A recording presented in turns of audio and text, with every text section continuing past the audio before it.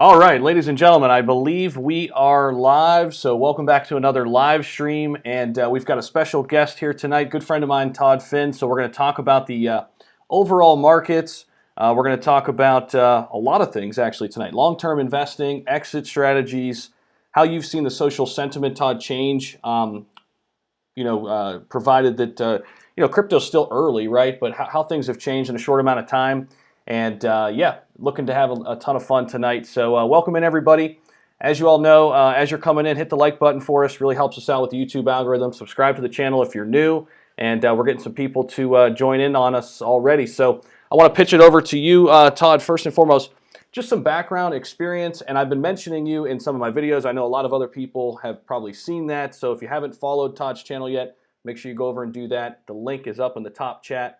It's linked up there. And yeah, man, take it away. Wherever you want to start. Thank you so much. Can you hear me okay? Everybody out there? Perfect. I've got you, and they'll let us know if something's off.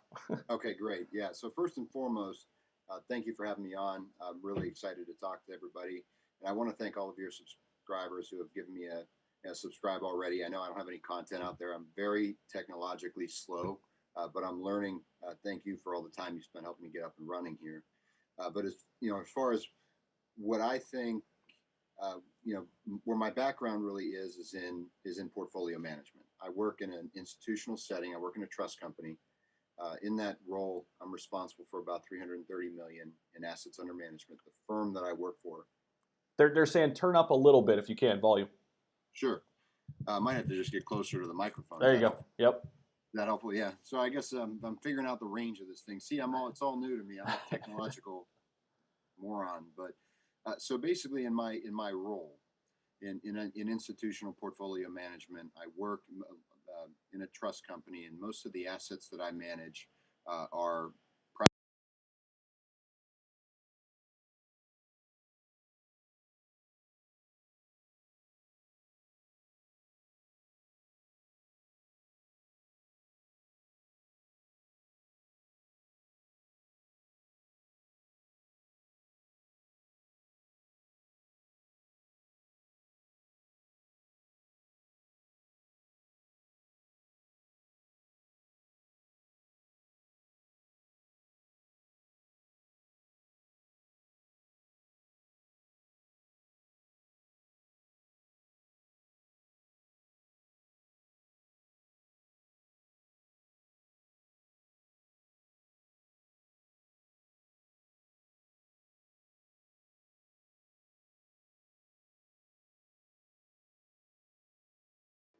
and this is something I know I don't want to get too far ahead of the content the questions that you had, but from institutional investors have a very bad track record as it relates to frontier markets, and that's what I view crypto as. And you see that sentiment slowly changing because the assets are generating so much attention, and they're garnering that attention because they've performed well, and you've got companies, not necessarily institutional investors, but you've got companies, Amazon, Shopify, acknowledging their existence and basically starting to cave. I think the institutional crowd isn't far behind. And when that wave comes, that's a substantial potential sum of money to go there. So I think that'll be very interesting to watch. Very good stuff. And sorry for me looking away a little bit. I'm getting all kind of flack because I'm trying to figure out the sound a little bit. It's something to do with these headphones too. Everybody gives me a hard time, but I don't know. There's something about these. Okay? Yeah, they can hear you okay. It's something on my end, I think we're good now. Kenzie, yeah, says poor Zach. He's like, I'm trying. It's working now. Exactly, Kenzie. So let me just shout out some people in the chat. Junior, Taylor, Inferno, how you guys doing? Abe, Adam, Brian, Asher, how you doing? Jerry, Joemma. Okay, we're good now? Good, okay. All right, good, but a little low. All right, we're going to have to make it work, y'all. So let me see if I can figure it. I bought one of these things. There you go. That might be better. Yeah, is this better? Yeah, there you go. Yeah, now they're saying you're good. Yeah, I think I might have just had to sit closer to it. Yeah, and part of it's me because I've been on with Austin and other people on their channels, and it's something with my headphones too. So, but we'll make it work. Eventually. Yeah, exactly. And Derek says we can hear you guys both now. You're good. Trina, thank you. Appreciate that. John, what's up, man? How you doing, bud? Ellis, it's him, not you. He's low. No, okay. Yeah, it's on my end though because I'm streaming it. But yeah, all right, we'll make it work. So Todd, great intro. And for those of you just checking in, Todd's a portfolio manager. I'm going to show your channel real quick here, Todd. And right here it says professional investment manager with over 330 million of assets under management, more than 10 years of experience. So I want to stop right there. How have you seen, Jose, thank you for the super sticker, man. Appreciate that $3 super sticker. How have you seen the social sentiment, Todd, change on assets like Bitcoin and Ethereum since your time over the past 10 years or so? Yeah, so this reminds me a lot of, if you go back to like 2012, 13, 14, right? And this seems like forever ago, but look at the evolution of Amazon. If you pull up a chart of Amazon, you'll probably see it. I think in 2014, Amazon was probably somewhere in the neighborhood of $400 a share, 2014, 13 even. And at that time, Amazon was trading at 200-300 times earnings. And you had institutional investors saying, no way, right? Can't touch it. Because again, at the time, it was a frontier market. Nobody ever thought Macy's was going anywhere. Nobody really ever thought anybody would seriously challenge them. But that's exactly what Amazon did. Now, Macy's still exists, but they've been significantly undermined. Now, the problem is with institutional investors, and I think this is something that would be of interest to your audience. So forgive the slight, veer off course. But in institutional asset management, I don't think I'm like this, but a lot of managers are. The incentives are sometimes a little wrong. The incentives are usually not to take risks, even if they have the potential for big payoffs, simply because when somebody else has hired you, the last thing you want to do is be out on an island by yourself, right? So if you're the first institutional manager to say, I want to go long something like Bitcoin, and I'm going to be significant, Ethereum, I'm going to be serious about it. I'm going Cardano, Shib, I'm getting into it. And you're wrong. You're wrong on that island alone, and you're going to pay the price for it in terms of people firing you and leaving. So what you get in institutional investing is significant herding behavior. You get these money managers, the guy from JP Morgan gets on Squawk Box and says, buy Apple. And then 2 minutes later, the guy from Wells Fargo says, buy Apple. And you've got this herding mentality because it's somehow more comfortable for these people who are being paid a fee to be wrong in a group rather than be right by themselves, even though the potential reward for being right out here far outweighs the potential risk of being, or the benefit of being right in this big group. So they're inevitably slow moving, but they move nonetheless. And it might take some time, but I have seen the sentiment change more specifically in probably the last 3 years. The last 3 years has been where the volume has really been turned up loud on crypto. The questions from clients will drive a lot of this. And, clients are people just like your viewers. They've hired me to manage their money, but it doesn't mean that they stop paying attention to the markets. And they hear the noise about Bitcoin. They hear it about Ethereum, Cardano, Shib. They know what's going on. So they come back and they say, hey, why don't I own any of that stuff? And enough of that pressure builds up, you're going to see the foundation, the no way, never touching it wall get broken down slowly. Let me ask you this, because I know this is something we've talked about off air a little bit. How much of people wanting to get in crypto is tied to people wanting to be more active investors? Do you see a trend there as well? Is that partly the reason, or is it just they see the news, they read the articles, they hear people talking at the water cooler? What do you think? I think it's some of that, and definitely it's generational. I think you're seeing in a lot of the younger generation is they have far more information and they know more about the basics of investing than the older generations, because they've been, like I said, you could turn on YouTube and you can get 25 opinions from guys who probably know what they're talking about, and therefore they're a little smarter, and they kind of come in, their baseline knowledge is higher than what it used to be because of the access to information. So I think that they have a better understanding of risk and return than prior generations. And if you think about it, say anybody under the age of 40, their perspective on risk is different because they've already seen two really bad bear markets, three actually, if you want to consider the COVID one. They've already seen personally three instances where the stock market has gone down 30+%. So since they have already experienced that, I think their fear is maybe slightly lower than that of previous generations, and it's fear and concern about risk that has kept people in the past from getting into these frontier markets. And I think a lot of that's been removed from the younger generation, but they're also more active. They're willing to do a little bit more digging themselves. They're willing to listen to things like this to try to enlighten themselves, and they're willing to make those decisions. Yeah, and I want to take a step back because I wanted to get into this at the top, but it's okay. I mean, we could circle around and circle back. And everybody out there just tuning in, Todd Finn, this is his channel. He's coming to YouTube soon, so make sure you subscribe to his channel. I'm going to link this over in the chat again. They're telling me that that link's not working, so hold on one sec. Let me link that back over for him. So here you go. How about that? That should work for you. Just joined. Come on, folks. Give the man some love. Subscribe to him. There you go. So Jerry's pulling for you. Thank you guys so much. I really appreciate it. Jerry Molinari's pulling for you. Jerry's been a guy here at the channel since day one, since I started dabbling on YouTube. So I appreciate you, Jerry. Thank you, man. Appreciate that. Anybody out there who has yet to hit the like button, too, it's totally free to do. Best way to give back to the channel. Hit the like button. Subscribe, too, if you're new to this channel as well. And Todd's channel is now in the chat. So, Todd, I want to circle back, and this is really macro. Of course, many of the people here are interested in crypto solely, and I think you see a lot of new investors. They look at crypto as a great opportunity. Maybe they never even dove into the markets before then, right? But I still think something that rings true regardless of which market you're talking about, long-term investing, right? And placing exit strategies. That's something we stress all the time on the channel. Could you speak to that? Because I know you're going to talk a lot about that on your own channel.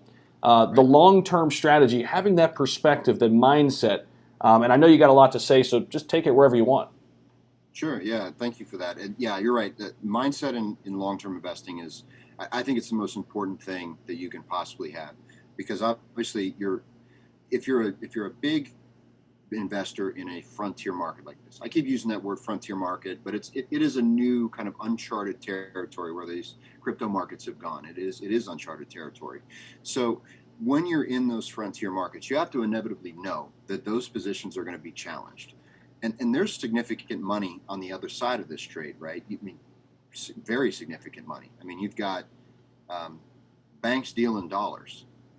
They don't want to see the vast majority of transactions going to a non-dollar asset, right? Right. And it's already starting to go that way. So I think that there's going to be some turbulence. Anytime. There was turbulence for Amazon. There was turbulence in the PC revolution in the 80s. Right. There was turbulence in the internet revolution in the 90s, but those things all work themselves out to be viable long-term investments. So to the extent that you can ride that out, and importantly, and this is something I stress a lot to my clients, it's always those opportunities in bear markets. And again, this is where that emotional control, part of the video that I was planning to put out, and you know, that I recorded it the first time. I'm gonna have to re-record it because, like I said, technology is not my best thing. So Todd's new to YouTube. So anybody who's out there who started a YouTube channel knows the struggle when you first get started. And good thing is he's got some help, and I'm willing to help him because, as you all can see already, he's got a wealth of knowledge, and people should be hearing you. So I appreciate that a lot, man. But on your point about the long-term perspective, all of those challenges, we know they're going to come. I'm sure your audience knows they're going to come. But this is something I always stress: those opportunities that come in those bear markets are the best opportunities that you can ask for. That's why when I always talk about crafting the investor mindset, there's always opportunities, and they usually present themselves in times when it doesn't look like an opportunity at the time. COVID didn't look like an opportunity. I mean, we really didn't know. Carnival Cruise Line, we're like, well, they may never sail out into the sea ever again. Why would anybody buy them? Right. Well, took risks to do that. You were on the right side of it, and it worked out. This will be the same thing. There's inevitably going to be challenges, but if you have the wherewithal and you're listening to guys like you who are telling you, hey, look, this is an entry point. You're down 10, 15%.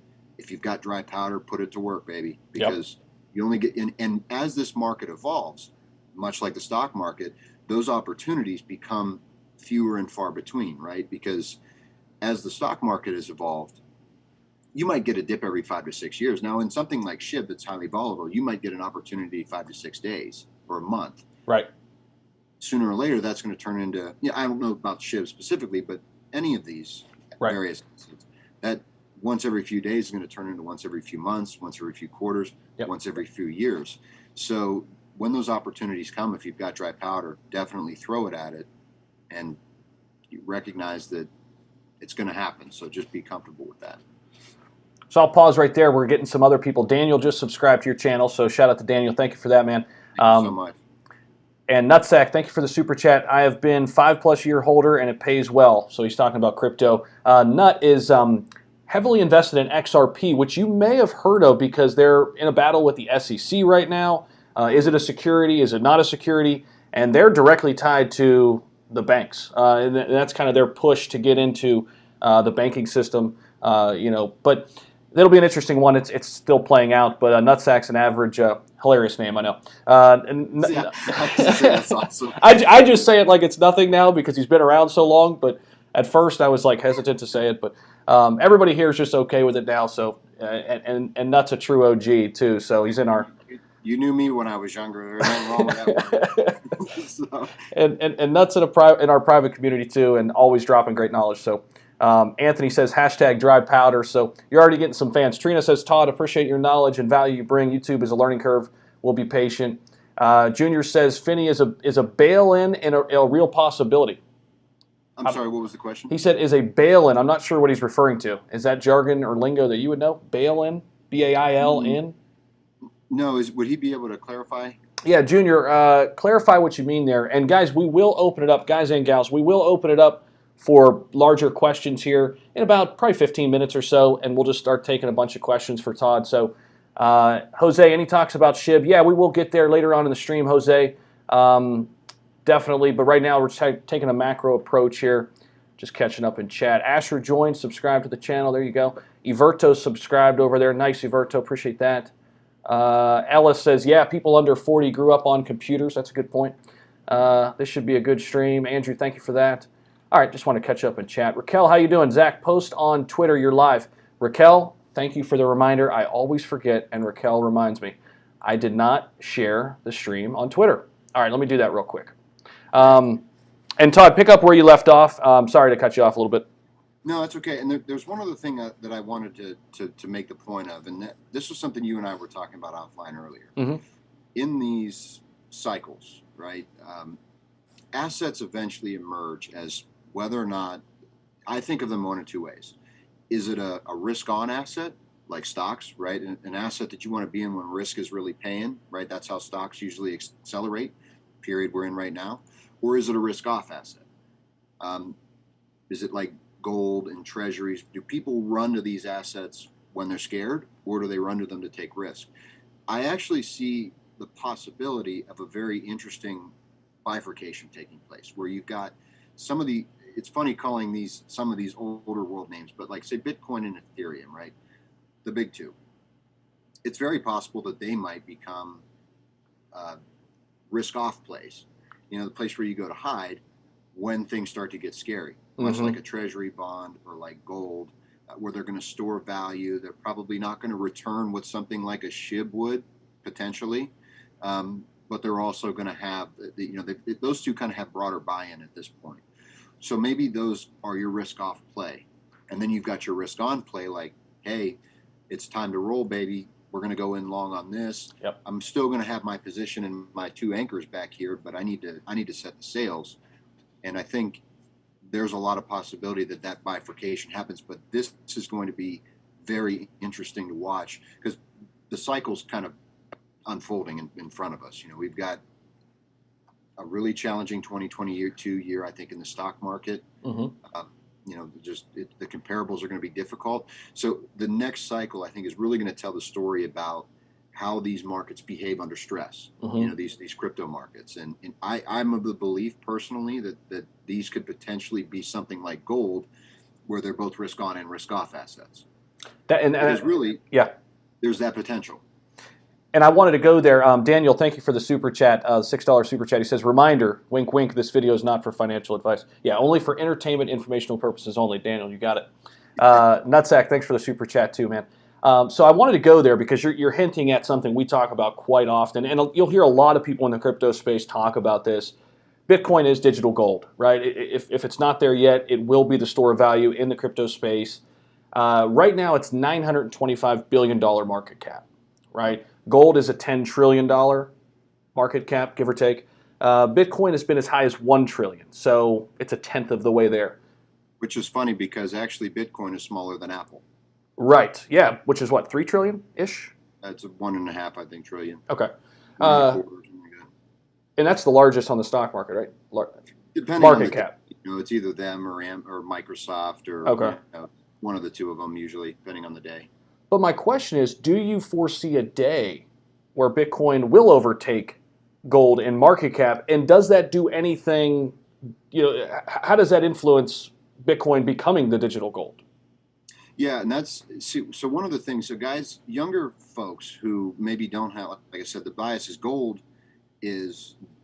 was the store of value asset of the 70s, right? The inflation that we saw in the 70s really drove people into gold because obviously the dollar was being decimated at that point and the stock market wasn't doing particularly well. So gold really became the store of value to people of that era. Whereas, Bitcoin is becoming, because we're having dollar evisceration right now. You've got inflation running hot and the Fed committed to doing more damage.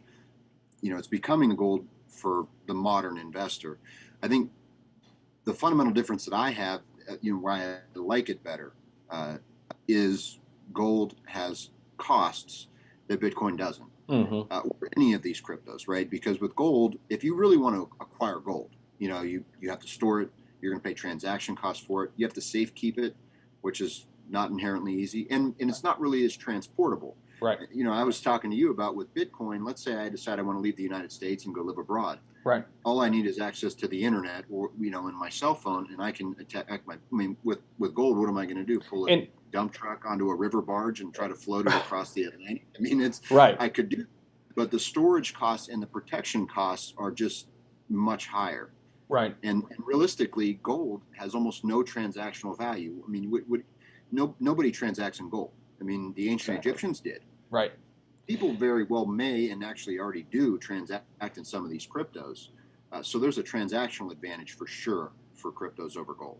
Yeah, and you'll see a lot of people. And William, thank you for the $5 super chat. We're going to go right to you. And guys, you could start your questions rolling in. William, I'm coming to you first. We're going to try to get to as many as we can.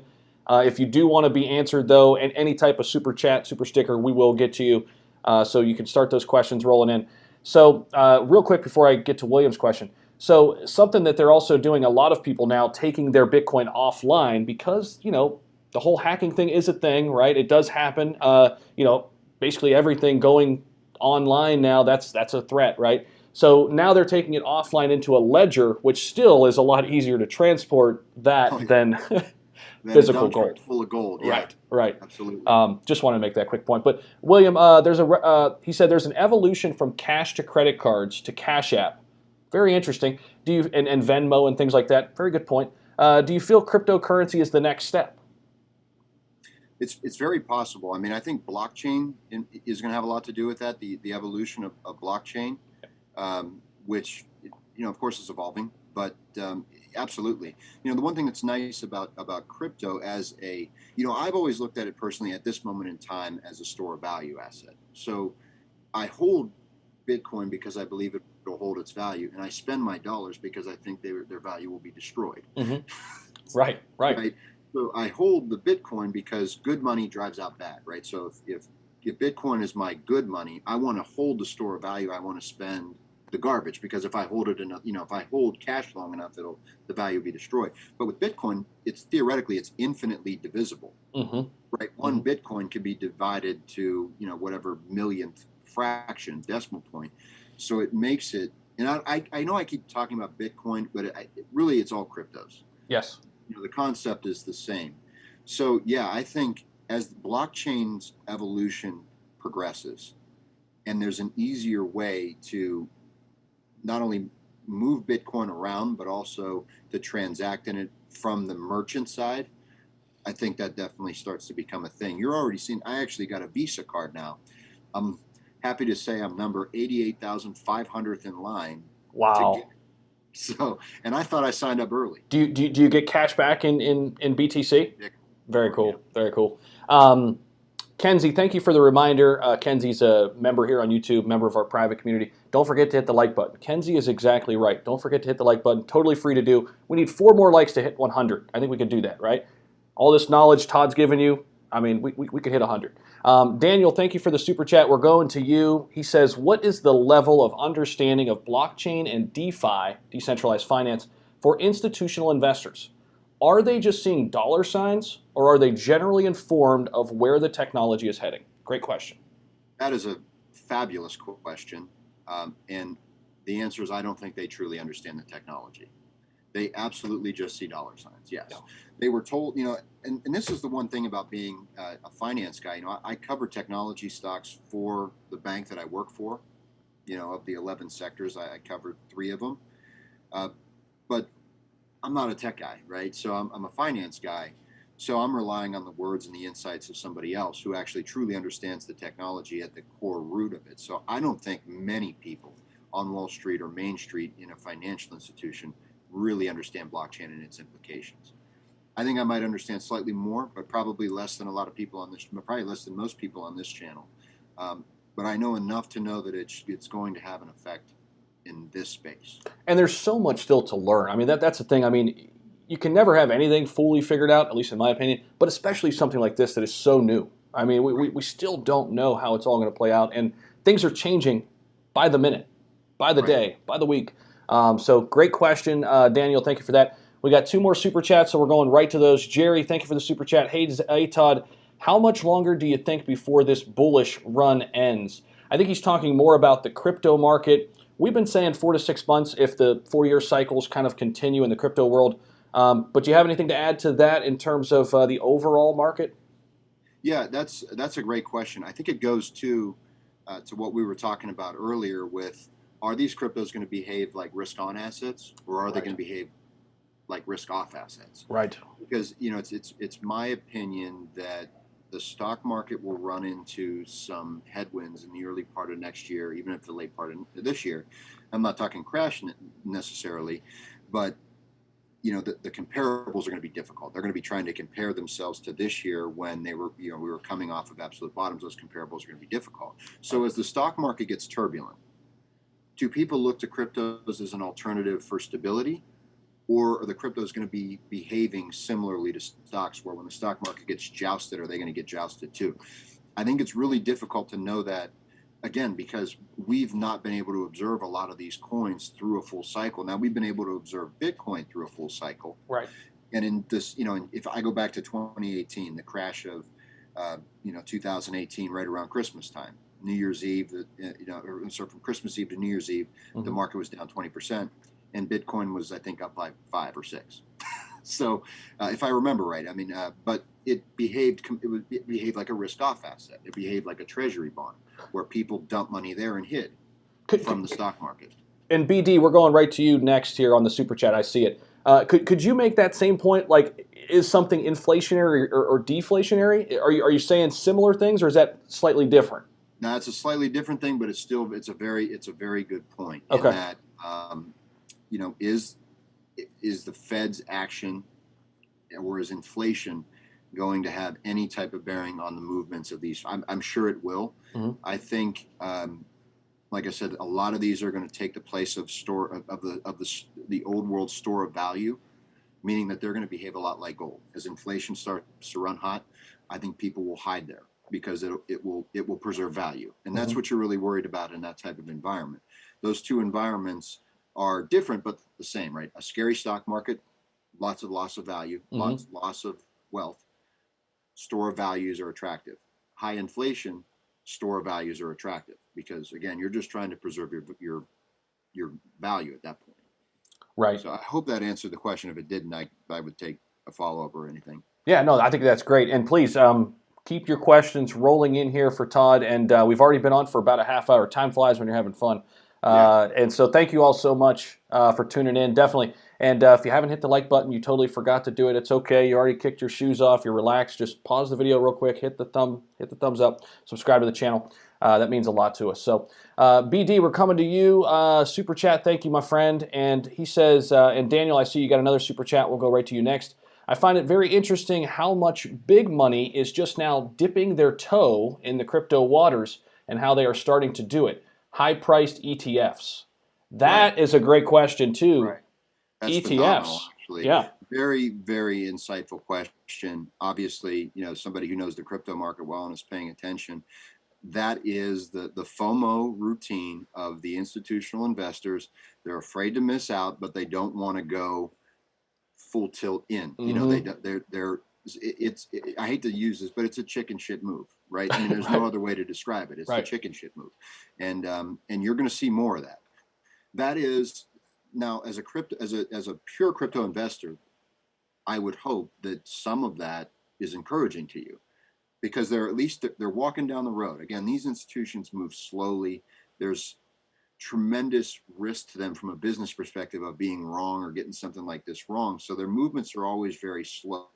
It's very, very slow. And then it'll be one bank. It'll be Bank of America, US Bank, and there'll be a headline. I don't know when this will be, but it's all in on Ethereum. And then you're going to have the herding behavior. Everybody will follow, and it'll be one big giant pile on. Yep. Great answer. Great question. Great answer. So, Daniel, we're coming to you. And Superfly, I see your chat. I want to get to his real quick because he's a member too. What's your thoughts on Shib? I'll let you get there, Todd. I know you don't know a ton about Shib, and not a lot of people do. I know this is kind of a closely tight-knit community with Shib. And so maybe we could take that a little bit more macro and think about the things that aren't Bitcoin, the things that aren't Ethereum. We'll get there in a sec. But let's go back up to Daniel. Is Todd fearful of the state corporate mortgage-backed securities foretelling a repeat of 2008 post-COVID? If so, can we expect the same general impact on crypto adoption as back then? Yeah, that's actually a very interesting question. So the first part of it in the mortgage market, the one thing that was different in 08, 09, I don't want to say that history can't repeat itself.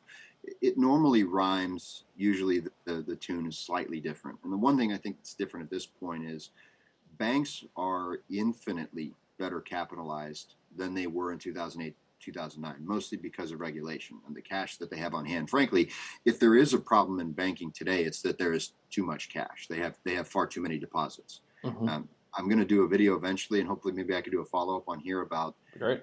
why that is really bad for just the average Joe. I mean, the way the money velocity and why that's hurting people. But on respect to this question, it concerns me to an extent.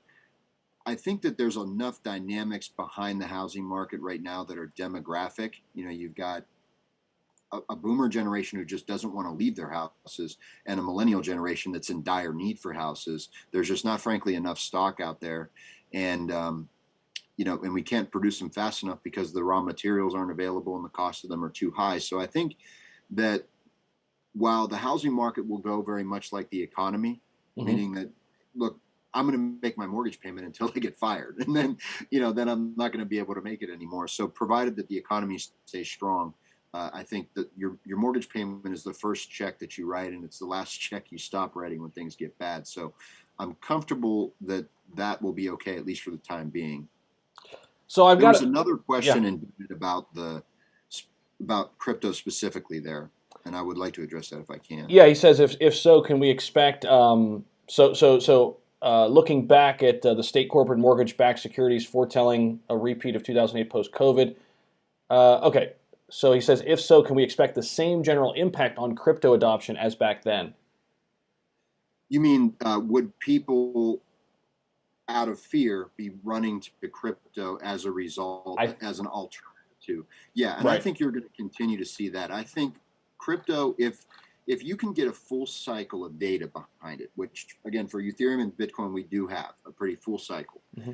but if you can have some kind of broad-based sell-off in the stock market, and we can really evaluate how these various different cryptocurrencies behave.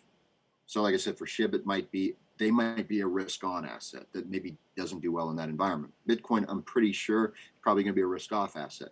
Mm-hmm. But after we've got an idea of how these are going to behave in those environments, I think we can more definitively say people are going to run that way anyway, to an extent. Probably, you got to think about when these banks and these institutions start moving this way, they're probably going to dip their toes into the more established names first. Okay. That would be my guess.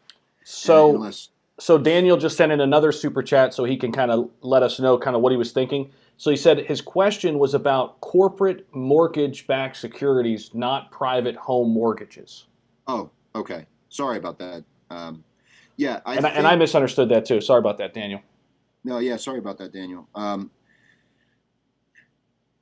Corporate mortgages or corporate mortgage-backed securities are a little different animal, certainly than residential. Do I think that could drive more traffic to Bitcoin? I mean, out of like defense, from a defense perspective, do I see that? Possibly. Okay. So a lot of those securities are very complex, and there's a form of loans that are used to originate those. They're called syndicated loans. I don't know if you're familiar. Syndicated loans are where you have multiple institutions getting behind a single borrower's loan. So you've got $100 billion loan request that is broken up between Chase, Wells Fargo, U.S. Bank, and whoever else that come up with that $100,000 loan. So the collateral divide and the liabilities behind those securities are a little different. And I'm definitely not an expert on those securities, so I'd be lying if I said I was. But yeah, I wouldn't be shocked.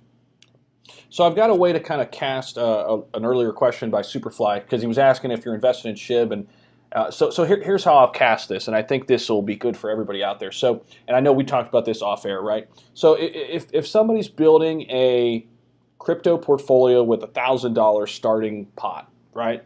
From your perspective, from your experience, where would that money be allocated in order to have a, I don't know, moderate risk level, let's say? How would you kind of slice that pie if you're looking at Bitcoin and Ethereum as kind of the big two players, and then everything else can just be more speculative? Sure. Yeah, I think you would build some. Now, again, this would presume that you have probably assets that are in some other investment vehicle that are invested in traditional investments, right? So you have a 401k through work. Obviously, to this point, you can't really buy these types of things in there. That's your bread and butter there in the background. It's probably invested in some kind of fund that's well diversified across stocks and bonds. So that's covered. I think for somebody who's, and again, you have to have, it's up to you. Your risk appetite is really something that you would determine. For me, I would probably go, because again, I have the bulk of my assets in something that is a little bit more boring, like in a 401k or something like that. So if I were using my retail money to give me a real chance, I think you want to be able, you want your bets to be big enough to where they could actually pay off, right? So if you've got 2% in Shib, 2% of your portfolio, and it goes up 85%, not only are you going to be pissed, it's not going to really be impactful, right? So if you're going to make those types of bets, you want them to be of the size that they would matter if they pay off, but not so big that they're going to totally collapse your portfolio and offset everything else, right? Because you don't want to have 4 of your 5 assets do well and one of them do so poorly that you're actually negative, right? So I would say a good split somewhere in between, 50% in your base cryptos and 50% maybe divided between 2, because there's more than I mean, I think at some point Cardano is probably at least justified some conversation of being one of the stabler ones, right? It's almost $100 billion market cap, 92 billion. So you'd take your 50%, you divide it even, I'm just speculating here, a third, Bitcoin, Ethereum, Cardano, and then, you pick 3 or 4 other ones and you say, okay, I'm going to split that other 50% up among those, and those bets are going to matter, because now I'm going to have a quarter of my portfolio in here. Hey, look, Shib goes to 0. Sucks, but it's not going to take me out. It's not going to wipe my entire portfolio. Shib goes 80%, 100%. I made money. I didn't make as much as if I was all in, but still pretty happy if 25% of my portfolio ripper is up 100%. Yeah, yeah, that's a great point. And Yeah, I do so think that good. you have to be willing to change your portfolio a little bit depending on the time. Like so, if we start seeing volatility pick up in the crypto market, and Shib is on the days where crypto's down, Shib's down big. That's probably foretelling you how it's going to behave in an environment where it's just all bad, right? Right. So keep your powder dry. That doesn't mean maybe the first bear market, something like Shib or Doge goes down huge. That doesn't mean that it's going under forever. That just means if your powder's dry, you can buy a crap load of it on sale. Mm-hmm. Exactly. Yeah, buy the dip, right? Buy the dip.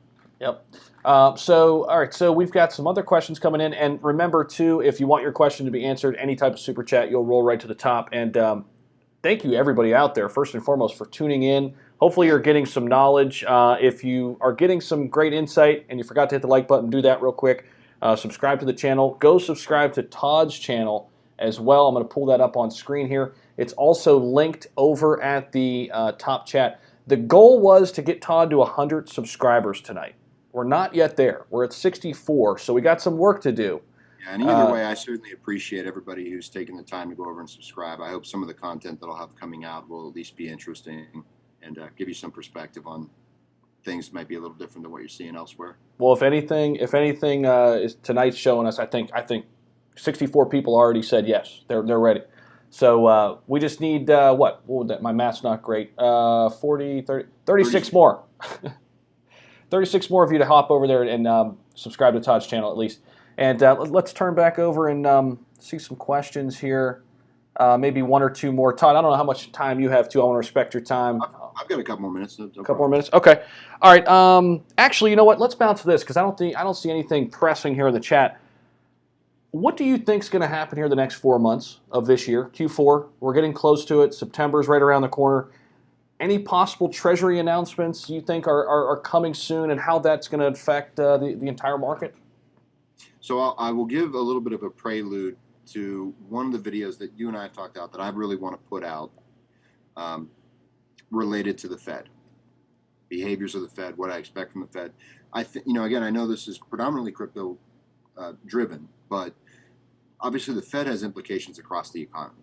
Their actions have implications across the economy. So I'll share some of my opinions on where I think that's going. Obviously, we have a big FOMC meeting in September, late September. Jerome Powell has said publicly that he wants to begin to taper off their bond purchase program and do that by the end of the year. Give you a couple reasons why I doubt very seriously that's going to happen. And if it does happen, I don't think it'll be for long. The first reason is, if you historically look, I was told this really cute story in graduate school. I mean, it was like the cutest kumbaya story ever. And it was about how the Fed and the Treasury and the federal government operate independently, and that the Fed is there to maintain stable prices and full employment. That's what they're supposed to do. But the Fed is the single biggest buyer of government debt. And we have a government that has publicly announced that they intend to borrow a substantial amount of money between now and the end of the year for infrastructure. If the Fed's tapering off their bond purchase program, who's buying it? That's the question I have. And I'm not saying that they won't taper and they can't sell it to China or other people, other countries. But the kind of money they're talking, be very difficult to imagine getting $3 trillion of stimulus without the Fed buying it. So that to me I think the Fed talks like that because they have to maintain some credibility, because they've lost so much of it by clearly not caring about unemployment or inflation. The Fed has actually 4 mandates. Stable prices and low unemployment have been there too since their inception. But what they don't tell you is their other 2, which is make sure the government always has a borrower, or make sure the government can always borrow. And number 2, make sure the stock market always goes up. Those are the 2 that really are in play now. And so, and they already have their justification for doing nothing in place. You can point to the Delta variant, which is a wild card and something that we didn't really talk about tonight. Right. Nobody can handicap that. What happens with the Delta variant? I I couldn't possibly know. Nobody can. If we go back to another lockdown situation, all bets are off, because Right. at that point, you can't make money if you can't open your business. But I think the Fed has that as an option. I think the Treasury has that as an option to justify not doing what they said they were going to do. So Yeah. I think, long story short, if the Treasury tapers, it should put upward pressure on interest rates, which, to curb inflation.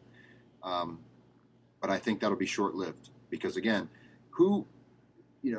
inflation is, to me, the reason I own Bitcoin and Ethereum personally is defense against inflation. Who really wants inflation? I mean, I know I don't. And I'm sure that nobody watching this wants inflation, right? Who wants their money to lose value? Who wants to spend more at the gas station, at the grocery store? Nobody, right? Nobody's sitting there saying I want inflation. The only people benefited by inflation are the heavily indebted. And who's more in debt than our government? That's a good point.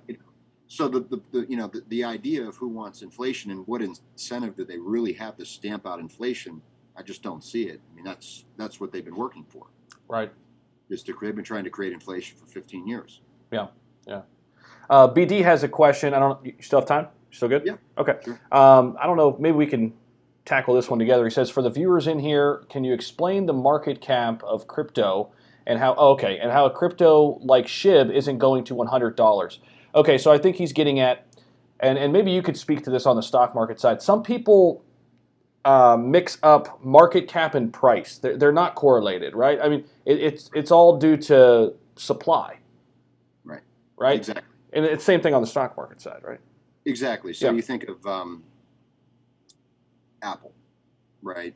If Apple's share price is substantially lower than, I could actually pull it up here. Amazon's, right? Here it is. So Apple's share price is substantially lower than that of Amazon's, just the price. But the company itself, because there's more shares outstanding, the company itself is larger. Right. So Shib, we want to separate the price from the market cap. It's how many Shiba Inu coins are there times the price. Right. So Shiba Inu could be worth $1,000 per coin, but if there's only one coin out there, it only has 1,000 market cap. Versus 10 cents with 200 million coins, now you have a pretty substantial market cap. Right. So there you go, BD. Yeah, go ahead. Sorry, I didn't mean to cut you off. If that makes sense. No, I got you. Yeah, I think that answers it perfectly. And then also stocks go through. Oh shoot, I'm losing what that's called when they split it in half. Stock splits, sure. Stock splits. Yeah, that obviously affects the price too.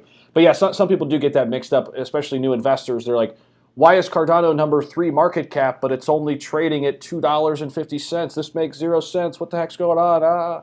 Right. So it is important to bring that up. No, that's an excellent question. And Raquel said she has subscribed to your channel. Let's go give it a look-see here. Thank you so much. This isn't updating. We're going to have to wait for it to update. Maybe you could check on your side. Well, we'll wait for that to... Yeah, probably could. What do you have on your phone? More than I deserve. I should probably put something out there. I did record a video, and it came out so poorly that I can't possibly put that out. It was just... I'll eventually get it. Yeah, What I'm hoping is that the content is at least interesting enough to override the fact that my technological skills are not particularly good. You'll get in that rhythm. I mean, I didn't know what the hell I was doing either when I started. And then you just catch a rhythm with it, and you see what works for you. And content-wise, you're going to be great, man. I mean, you got the knowledge. I definitely want to thank everybody for tuning in and just let me talk with you guys. I know, Zach, we've talked. We're going to do this more regularly. Yeah. For those who don't know, Zach and I go back to high school. We've been good friends ever since, and so we're going to do this more regularly. I think my channel probably won't be as exclusively crypto, but it's something that I think you have to pay attention to if you're going to be in the markets at this point. So I intend to be still paying attention to the markets, and I think when we get on these calls, we can do these types of things where we look at it maybe from a different perspective than you do on the day-to-day. For sure, and I think it's great for people tuning into this channel for crypto and crypto only to get different perspectives, to take that more macro approach and look at the overall markets and look at things at potential treasury announcements and what the future could hold for various markets, how different sectors are looking. I mean, I think it's important to kind of keep tabs on all of that, and we can always tie it back to crypto. I'll find a way to bring some crypto, into the conversation, like we have tonight. So Absolutely, yeah. No, this has been really good, and thank you so much for having me on. And certainly, any questions if they trickle in after we jump off, yeah, you know, you can direct them to me. I can answer them through you, or they can even ask me directly. sounds great, man. Yeah, Daniel has one more. He says, "Does Todd see boomers' wealth getting inherited by their younger, more crypto-interested children as enough to bring it fully mainstream, or more is needed?" Yeah, definitely. I most of my clients, admittedly, are boomers, Okay. and that's who has the wealth Right. today. Right. So I am in wealth management. So what you get is, they're gradually passing it along. I think that a change in the estate tax laws, which has been discussed, Hmm. could accelerate that, where you've got parents gifting to their kids during their lifetime rather than waiting until the end.